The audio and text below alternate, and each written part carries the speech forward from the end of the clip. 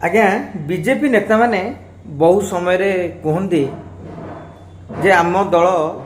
गोटे तृणमूल स्तर कर्मी को भी बहुत उच्च जगह को भी दिए तेणु सेवा कर दलर विचारधारा जाओ समर्पण कर किंतु आज्ञा आप अनेक क्षेत्र में देखिए आसामर मुख्यमंत्री हिमंत विश्व शर्मा कथा कहतु जे कांग्रेस रे थिले एवं एबे बिहार मुख्यमंत्री जी हेले सम्राट चौधरी से आज्ञा 8 वर्ष तले भारतीय जनता पार्टी को आईथिले दलर प्रेसिडेंट भी हेले डेप्यूटी सीएम हेले एबे सीएम हेले तामाने अन्य दलरू आसिले भी बीजेपी दक्षता अनुसार से मानकु स्थान दब